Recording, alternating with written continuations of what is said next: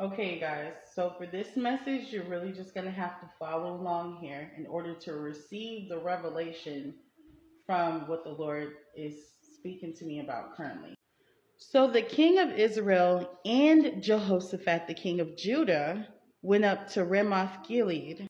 So there are two kings.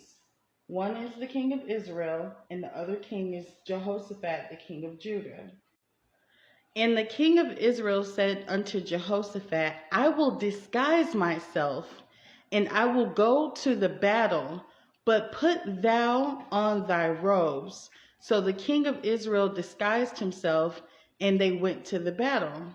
All right, so the first king, the king of Israel, told the king of Judah, which is Jehoshaphat, to keep his royal robes on so that he may present himself as king on the battlefield. And the king of Israel told the king of Judah he's going to wear regular clothing. Now, there's a reason for this. He's disguising himself as a regular commoner while he tells the other king to wear his royal robes. Follow me. Now the king of Syria had commanded the captains of the chariots that were with him, saying, Fight ye not with small or great, save only with the king of Israel.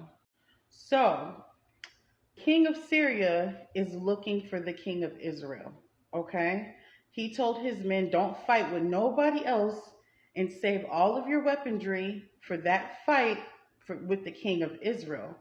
Mind you, the king of Israel knew that the king of Syria wanted to kill him. So that's why he clothed himself in regular clothing as a commoner. And he told the other king to wear his royal robes. The reason for that is because he wanted the men to believe that the king of Judah, which is Jehoshaphat, was actually the king of Israel, which is the man that they're looking for. So this was a setup, okay? This was a setup. He wanted Jehoshaphat to die in his place.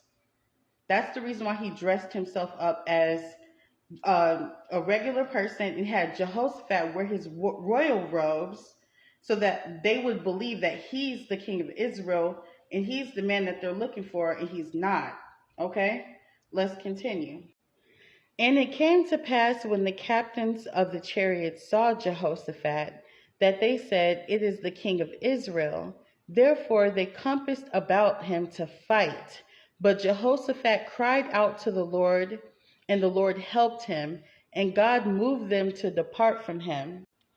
For it came to pass that the captains of the chariots perceived that it was not the king of Israel that they were looking for, right? They turned back again from pursuing him. So when they realized, the men on the chariots realized that the man in the robes was in fact not the king of Israel, they turned back. So what Jehoshaphat did was he realized he was being set up, and he cried out to God, and God helped him by having those men turn back from him. Okay? Now let's see what happens to the man that tried to set him up. And a certain man drew a bow at a venture and smote the king of Israel between the joints of the harness.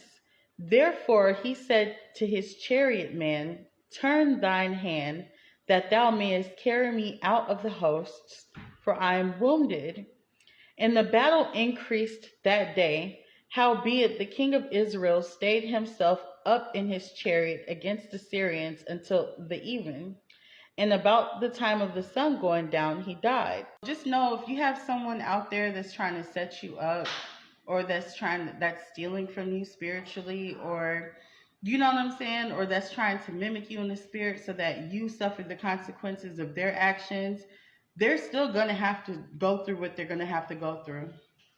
They're still going to have to suffer the consequences of their actions, no matter how much they try to flip it.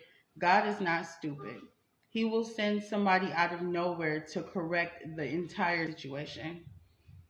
That's just what it is. I feel like somebody needed to hear that. Anyways, I love you guys, but that was the message. He led me to the Second Chronicles, and he said the same fate that the king of Israel tried to avoid by trying to switch identities in the spirit, or not in the spirit, but trying to switch identities with Jehoshaphat, he still ended up with what was supposed to happen to him. He was better off just being himself. And God still ended up helping and saving Jehoshaphat in the end. So it was just like pointless to even do all of what they did, you know? Anyways, I love you so much. Talk soon. Y'all will in peace.